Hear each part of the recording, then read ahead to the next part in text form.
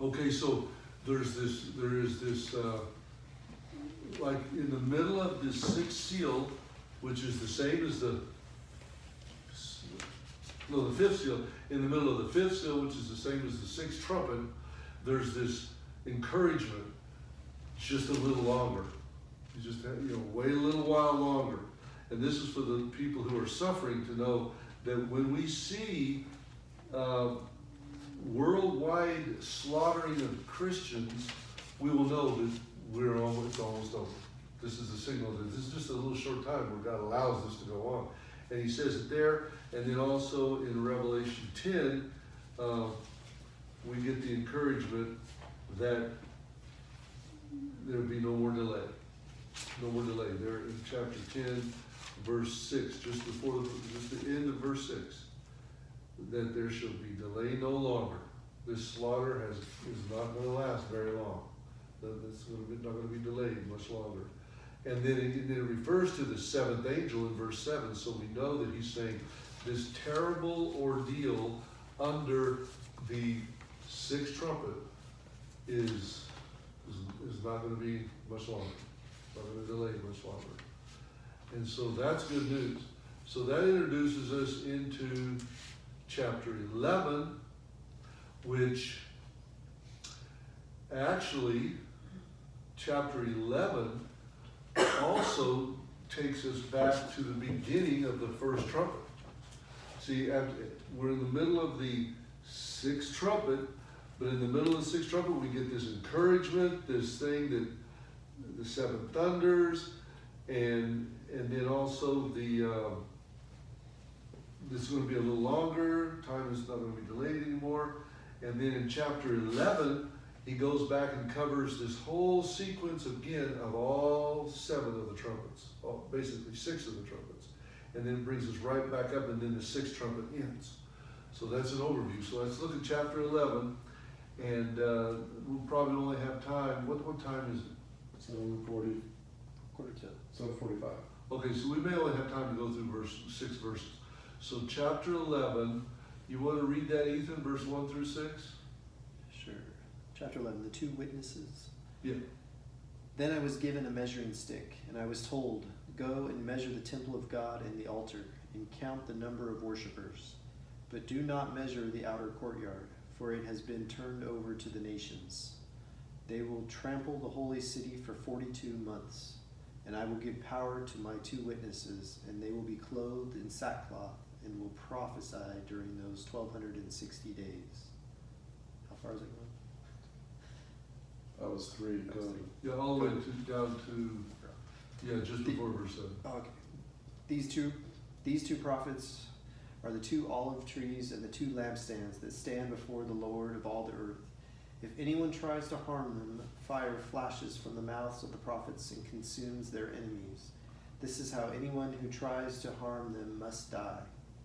They have power to shut the skies so that no rain will fall for as long as they prophesy.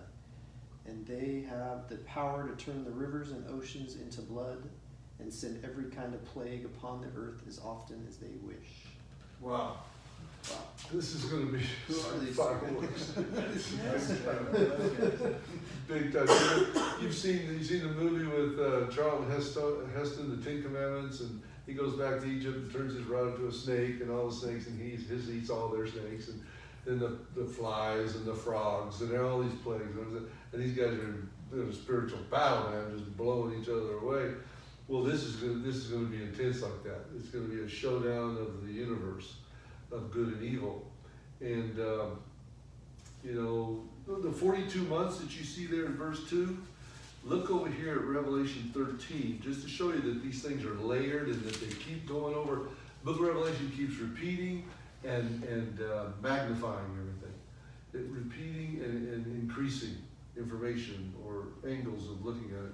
In chapter 13, verse 5, chapter 13, verse 5, this is the same 42 months. Want to read that, Kenny? Sure. And he was given a mouth speaking great things and blasphemies, and he was given authority to continue for 42 months. So at the same time that the prophets of God are giving God's message, the devil and his crowd are giving the devil's counterfeit for 42 months. This is the same time period. And this is 42 moons. In the Greek is a lune, moon. And a moon is 29.54 days, a month. And that's why sometimes a Jewish calendar, they go by months, and sometimes the Jewish year has 12 moons, and sometimes it has 13.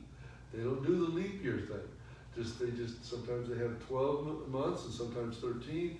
And the first new moon after the spring equinox is the beginning of the new year, and sometimes it takes 13 months to get back there. 13 moon cycles. And that's just really amazing. So 42 moons is not 42 30-day months. God is very particular and very detailed on everything he says. And when you see moons, you know he's not talking about a Roman calendar month. Because some Roman calendars month have 30, some 31, February 28, and every 4 years 29, right? So God's not all messy like that. He just says 42 moons. And you know that it's a moon.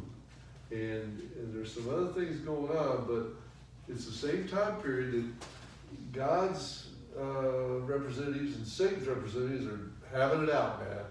In the public, in the court of public opinion, wherever people gather, they're giving the message. It's like Elijah and the false prophets of Baal on top of Mount Carmel, and it had rained for 3.5 years. A lot of parallels there. And so these kind of things are going on. And then you see 1,260 days in verse 3. He says, the Gentiles, though, are treading on the holy city for 42 months, right? The unbelievers. You know, that's what he's talking about. The devil's crowd are trampling over the church for 42 months. This is spiritual. This is not, they don't go over to Jerusalem and stomp on the streets every day. This is talking spiritually. They're overwhelming, and they're harassing, and they're persecuting the body of Christ, the city of God. We are the city of God. And so, but then, because that agrees with chapter 13, where they're allowed to do this to blaspheme and continue chapter 13, verse 5 for 42 months. So it's the same group. They're doing this for 42 months. But God's group gets 1,260 days, which is about 19 days more. And I believe the reason that God's prophets preach for 19 days before the devil's crowd kicks in is it takes the devil 2.5, almost 3 weeks to organize after the trumpets hit the earth. After the trumpet judgments hit the earth, the time of trouble begins, but the time of trouble, remember, does not begin until the 144,000 are sealed. Remember? Can't hurt the tree or the seas, or the earth until the 144,000 are sealed. Remember reading that? Mm-hmm. So God throws the first punch. It's like, usually you think God would let the devil throw the first punch. Never happens in history. God always gives the first, the advantage to the church. He makes Adam and Eve, he instructs them, he holds the devil back until he's given them full knowledge and understanding about what they're going to be dealing with, and then the devil comes in and throws his punch. And sure enough, they get knocked out, because they didn't pay attention to their coach.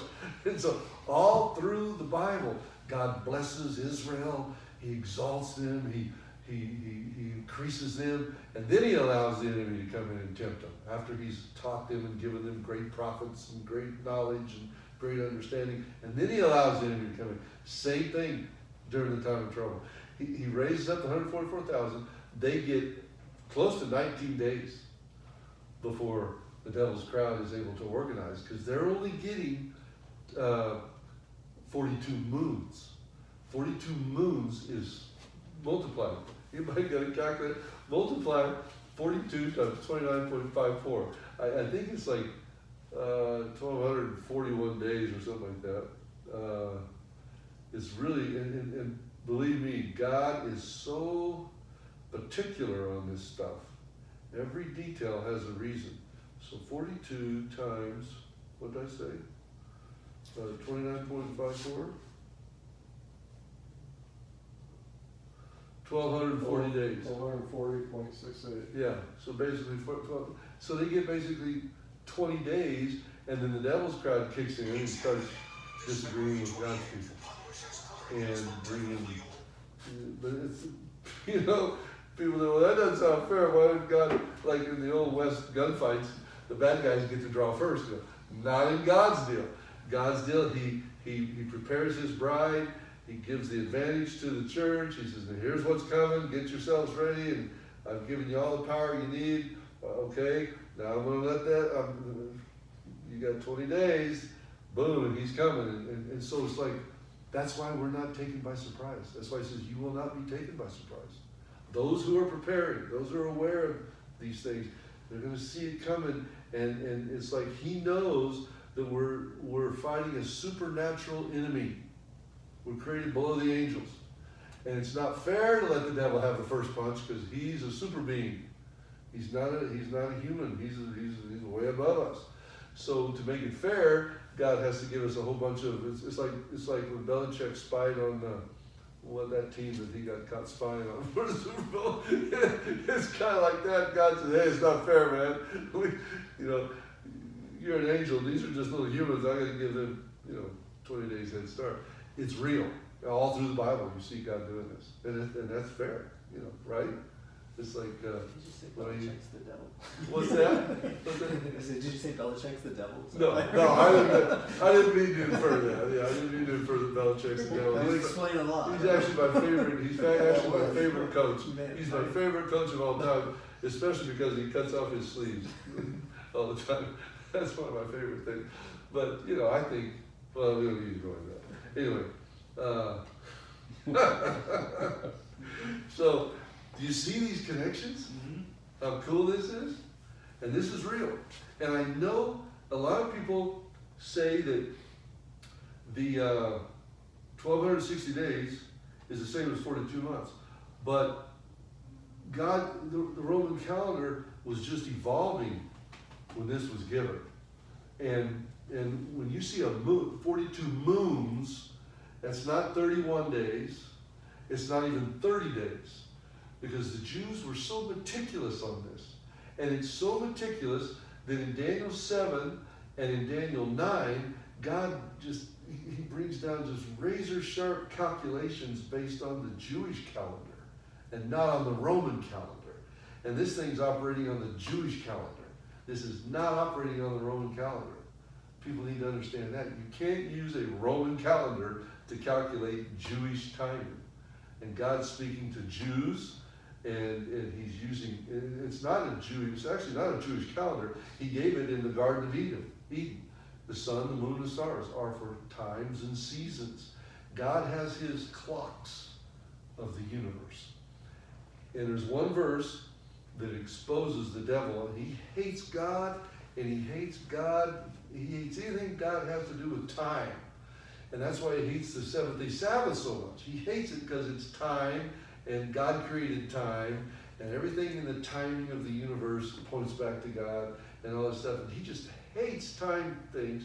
And in Daniel 7, verse 25, it says that the enemy of God is going to try to change the times of God and the laws of God. So he hates the law of God. We know that. But he especially hates the time laws, the laws that govern time. And in the Bible, a month is from one new moon to another new moon. It's not from January 1 to February 1. That's not a month. That's Rome. That's the pagan world came up with all those things. And God has, you can actually look in the heavens and see the clock. The moon is his clock for the month. The sun is his clock for the day. And then it's not from midnight to midnight in God's clock. God's clock says from sundown to sundown, that's a day. So the sun, the clock of God is more accurate and more precise than any Swiss watch you've ever seen. the clock of God has been ticking. The sun has been faithfully keeping track of every day. And so you've got the day, which is from sundown to sundown, not midnight to midnight. The devil changed that.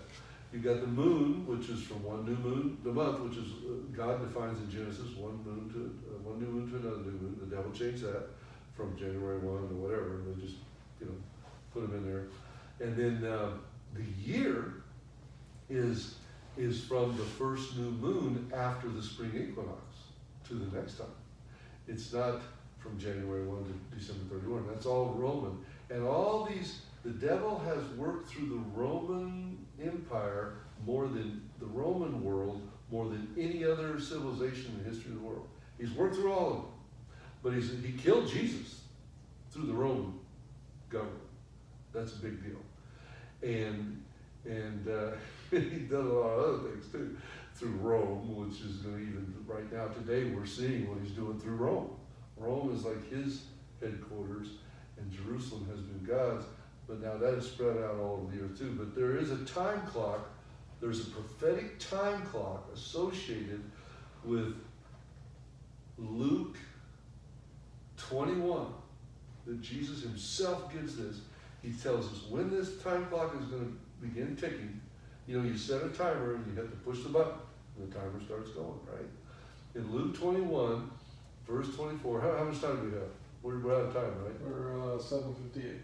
Okay. We got a few minutes. Next week we'll look at this time clock, this prophetic time clock that God pushed the button on it in 70 AD.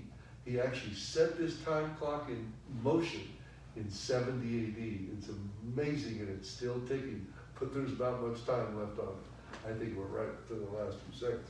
Anyway, this is exciting stuff, and we'll pick up chapter 11 next time. And I'll tell you what, it's incredible. This connects back with Zechariah, the book of Zechariah. It's amazing how the book of Revelation just connects back to the whole Bible and just connects everything into a huge climax. So it's a big deal, man. That's why the enemy hates it so much. So hey, we're done, and hope to see you next week.